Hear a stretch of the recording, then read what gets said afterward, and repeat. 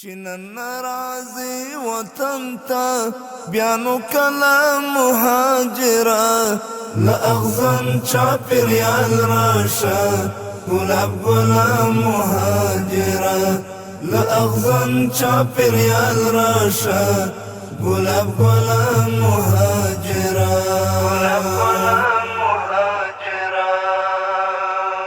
تپ بل وطن نیم گڑے زبیتا یا نیم گڑے تپ بل وطن نیم گڑے زبیتا یا نیم گڑے. له کله نه چې له پاکستان څخه راستانه شوي کډوال د مهاجرینو په دې کمپ کې میشت شوي د بلخ ځایي چارواکي له لومړۍ ورځې راهیسې په خدمت او میلمه پالنه بوخت دي، خو دا ځل دغه خدمت ته په شمال کې د 209 الفتح قلی اردو قمندانۍ هم راودانګل او په دې کمپ کې د مهاجرینو لپاره 11 بستریز روغتیایي مرکز، د ښځینه او نارینهو لپاره د اوداسه جلا ځایونه، جومات او داسې نور اړین امکانات او اسانتیاوې برابرې کړي.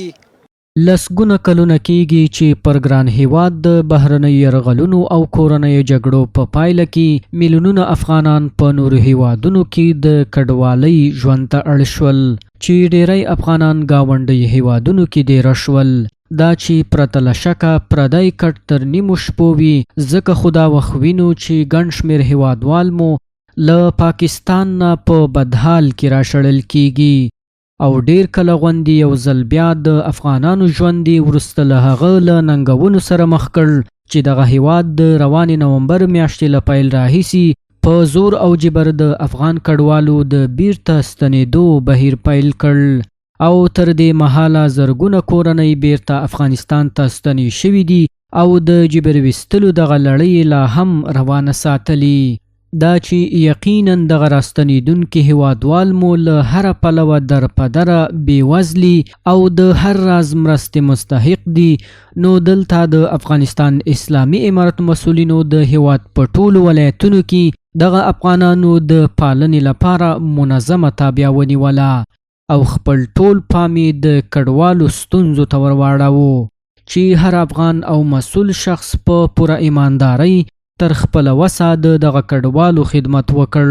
خو دا ځل په شمال کې د 209 الفتح قلی اردو قمندانۍ هم په کلک هوډ د خدمت په ډګرونو کې راوړاندې شو او په مزار شریف ښار کې د پاکستان څخه راستانه شوو کډوالو لپاره په جوړ شوي پنغالي کې ستونزو ته په کتو د اړتیا وړ اړین خدمات برابر کړي. که هجرت که پردیسی وا خلا کفر او وحشت وا که هجرت که پردیسی وا خلا کفر او وحشت وا اوس کاروان دی رسیدلی تر منزل مهاجرا اوس کاروان دی رسیدلی تر منزل.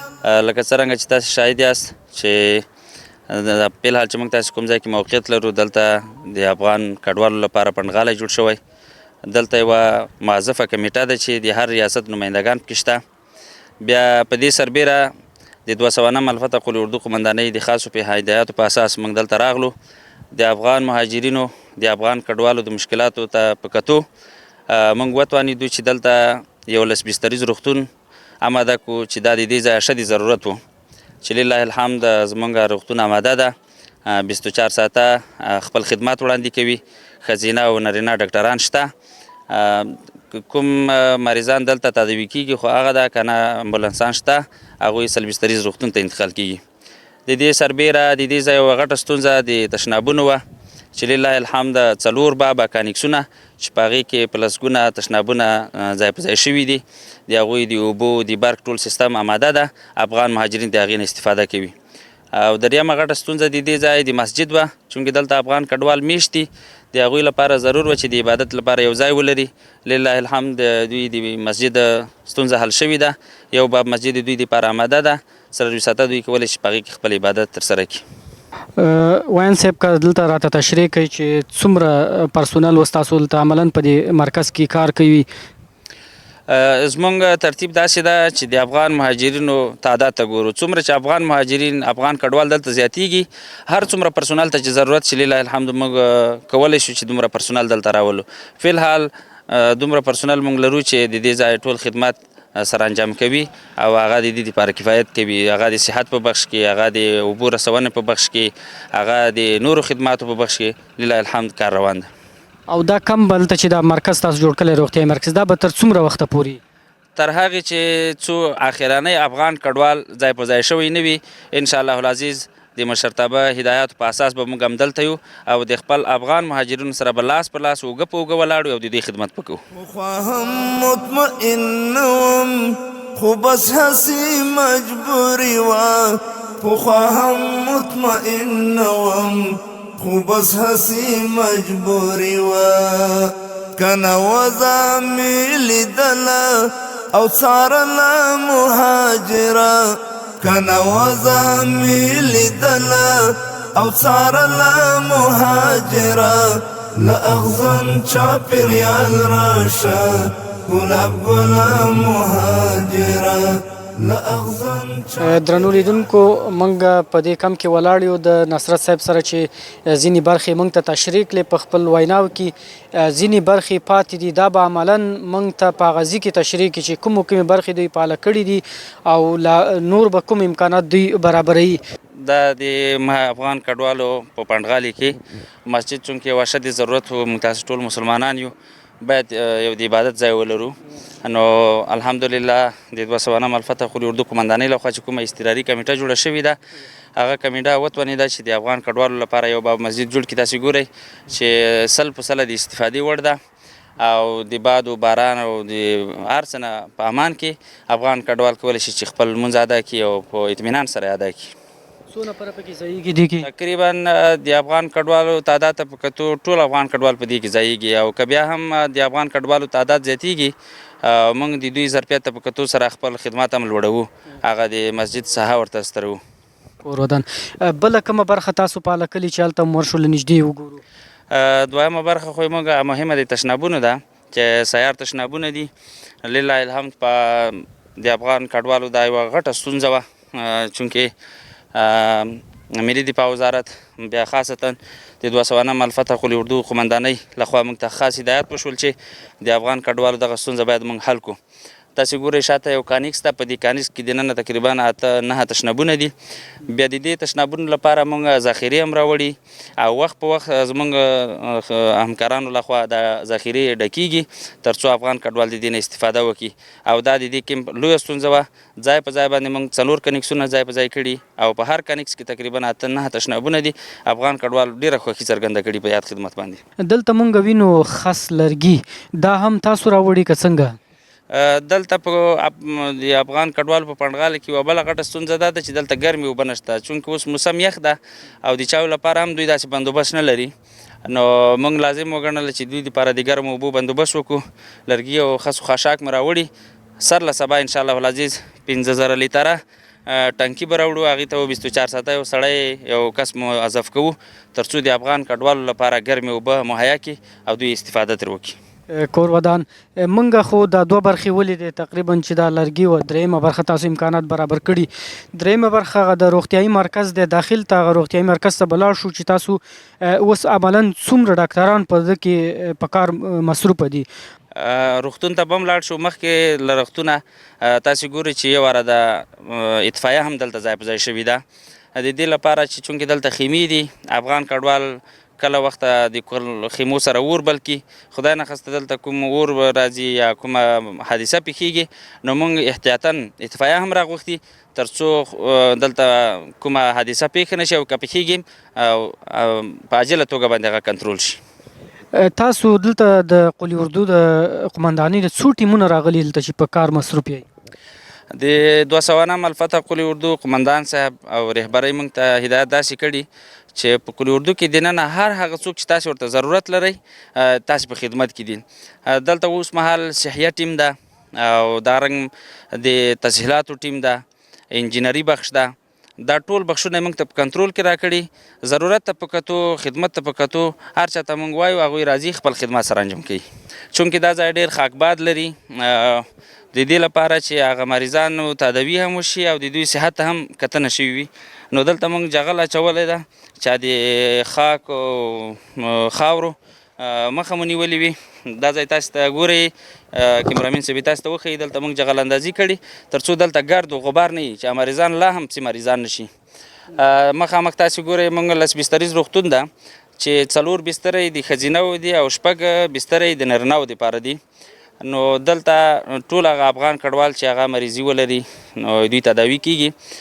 تداوي په دا معنا چې د دوی ټول مشکلات حل کیږي. نو دوی لپاره د اکسیجن سیستم شته، صغیره جراحي کیږي او که بل فرض و تقدیر د دوی دلته علاج ونه شو، زموږ امبولانسونه دلته ولاړ دي، هغوی په عاجله توګه باندې خپل 100 بستریز روغتون ته انتقالوي او هلته تداوي ورته کوي. د دې ترڅنګ د امبولانسونو ترڅنګ تاسو دلته نور غټ موټر هم راوستي دي، د دوی انتقالات تاسو کړي تر اوسه پورې مهاجرین هم لیږلي دي؟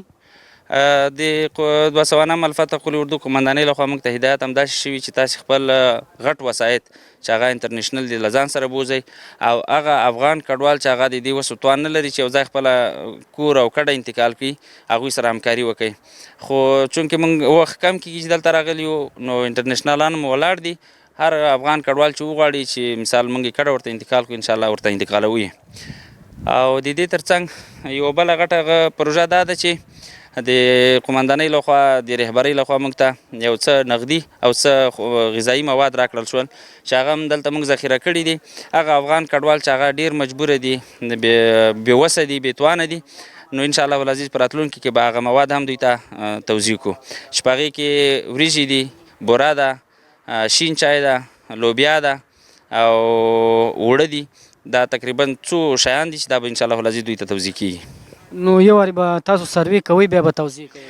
نو دلته خو چونکې کمیټه تشکیل شوې ده، هغه د کمیټې سره په هماهنګۍ نو بیا موږ هغه خپل خدمات ارایه کوو. د افغان کډوالو د مهاجرینو ریاست رئیس صاحب یا نور دلته نمایندګان د ریاستونو دي، د هغوی سره په هماهنګۍ به انشاءالله العزیز دغه مواد بیا موږ توزیع کوو.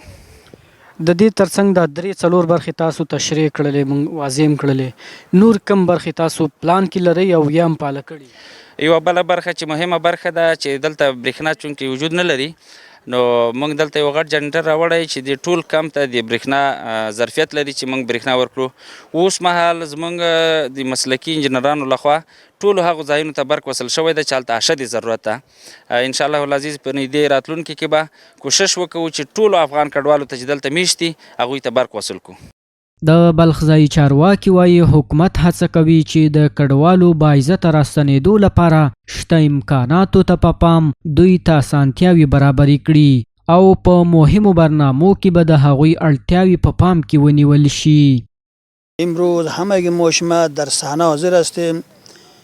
این کمپ موقتی ولایت بلخ چقدر مهاجری که در پاکستان در افغانستان آمده، خصوصا در ولایت بلخ، این امروز شما میبینید که الحمدلله تنظیم و ترتیبش همهش برابر و تکمیل است. این کمکی که در اینجا که میآید هر انسانی که خیرخواه کمک میکنه دامه انسان مستحقین رسیده میشه. بلخ ولایت 2,500 کورنۍ راغلي دي، 8,000 د دې د تعداد د نفرو د څه کم و زیات کیږي چې بلخ ولایت ته راغلي دي. امارت مسؤلین د دوی په خدمت کې دي. همدارنګه موږ دوی ته اطمینان ورکړی دی چې دوی خپل اصلي ځایو ته رسوو، خپلو ولسوالیو ته یا نواحیو ته چې دوی د سرپناه غم هم وخورو. اوس دغه 2,500 کورنۍ چې راغلي دي بلخ ولایت ته، دوی سره نغدیه کومک هم سوی ده، همدغه رقم غذایي کومکونه هم ورسره سوي دي. د افغانستان د اسلامي امارت د ملي دفاع وزارت ټول ټیمونه، اضطراري ټیمونه، صحي ټیمونه او دا رقم تخنیکي ټیمونه په کار باندې بخودي. د افغانستان ته راغلي جبري مهاجر د هغو دپاره په دې کمپ کې 10 بستریز روغتون فعال سوی دی او د هلته د ترانسپورت د حمل او نقل خپل موټران ځای پر ځای سوي دي او هغه انتقالات شروع دي او د هلته د پاکو اوبو د چښلو شبکه فعاله سوې ده چې هغه ټانکۍ دي، دلته خوږې او پاکې اوبه راوړل کېږي او همدارنګه دلته یو باب مسجد او دا هلته د سون توکي د ژمي دپاره او دا رقم د ملي دفاع وزارت په خاص امر باندې د سلګونو کورنیو دپاره خوراکي پیکیج چې وړه غوړي وریجې لوبیا او دا شیان دي هغه هم راوړل سوي دي خلکو ته تقسیمیږي. همدارنګه راستانه شوي کډوال چې ډیری کلونه په پاکستان کې کړېدلی ژوند تیر کړی د افغانانو له ښه کوربتوب او برابر شوو امکاناتو او اسانتیاو څخه خوښ دي. دوی وایي خپل وطن کې به نور هوسا او د عزت ژوند وکړي. الحمدلله د الله څخه راضي یو دوهم چې کومه مینه او کوم محبت چې د الفتح قل اردو او نظامي خلکو چې موږ ته راکړې ده د هغه زه الفاظ ما سره نشي د هغه شکریه په کوم الفاظو ادا کوم. دا کوم حتی چې درې ټیمه ښه پخه ډوډۍ وي دغه مهاجرینو ته رارسیږي او کم مریضان دا کلینیک هم چې کوم مریض وي هغه ته دوی په شپه او په ورځ کې حاضر دي. او بله داسې دی چې دغه کوم ضرورت چې د انسانانو یې هغه مکمل یعنی په ډیره جدي توګه پوره کیږي. نو موږ د الحمدلله د دې خدای څخه لوی خدای څخه ډیر شکرګزاره یو او بیا خصوصا د الفتح قل اردو څخه بیخي بنهایته شکرګزاره یو چې په هر وخت کې دوی حاضر دي، په هر وخت کې د هر مشکلاتو کې موږ سره همکاري کړې ده او بالفرض مطلب دلته د جماعت مطلب داسې مشکلاتو هغه رفع کوي او کومه مینه او کوم محبت چې دغه مجاهدینو و دغه مهاجرینو ته ورکړی دی د هغه زما سره د الفاظ نشته چې زه د هغه څومره شکریه ادا کړم. د هغه زه ماشاءالله په ډیره ښه توګه په ډیره یعنی که زه دا درته ووایم چې یو زوی د پلار دپاره هم بالاسه نشي کولی تر دغه زیات او یو زوی د پلار دپاره هم نشي کولی او پلار یې د زوی دپاره هم نشي کولی ماشاءالله په ډیره ښه توګه باندې په ډیره ښه هغه کار کیږي چې د بسترو د خوا څخه د کمپلانو د خوا څخه د ډوډۍ د خوا څخه د اوبو د خوا څخه یعنی د هر په هر معنا باندې که زه درته وایم چې هغه ضرورت پوره کیږي. کراچۍ نه موږ راغلي یو چې دلته ډېر د مشکلات سره مخامخ وو. د مجاهدینو ورونو نه موږ ټول راضي یو چې موږ سره ډېر کومکونه کړي د موږ چې څنګه را دي مر سوي تر دغه ځای موږ سره زحمت کاږلی خو بیا دلته موږ د درمنلې په حساب باندې موږ ډېر مشکلات درلودی. دلته راله موږ ته تاشنابونه امامونه او د حسابونه یې راته سم کړله دواوې رالې ډاکټران یې راله موږ ډېر کلکه پوښتنه یې وکړله خدای دې د دوی پوښتنه وکړي. نو اوس د دې نه بعد هم را روان دي خوراکي موادونه هم را روان دي هر څه موږ د اسلامي امارات نه ډېر خوشحاله یو چې موږ نه د هغه ځای نه تر دغه ځای موږ سره لاس یې خپل په لاس کې نیولی و تر دې ځای راوړي یو. دا په داسې حال کې ده چې د کډوالو او راستنېدونکو چارو ریاست د شمیرو له مخې تر اوسه پورې بلخ ته له پاکستان څخه 2.5 زره کډوالې کورنۍ راستنې شوي دي او دغه لړۍ لا هم روانه ده. د ملي تلویزیون درنو لیدونکو دا وه زموږ نننۍ خپرونه چې په مزار شریف ښار کې مو د کډوالو کمپ ته ځانګړې کړې وه. تر یوې بلې خپرونې تاسو په لوی الله سپارم خوشحاله ژوند ولرئ. ښه وخت. زوهما درته چیغې له کابله مهاجره زوهما درته چیغې له کابله مهاجره له اغزن چاپېریال راشه ګلاب ګله مهاجره له اغزن چاپېریال راشه ګلاب ګله مهاجره چې نن راځي وطن ته بیا نو کله مهاجره له اغزن چاپېریال راشه ګلاب ګله مهاجره له اغزن چاپېریال راشه ګلاب ګله مهاجره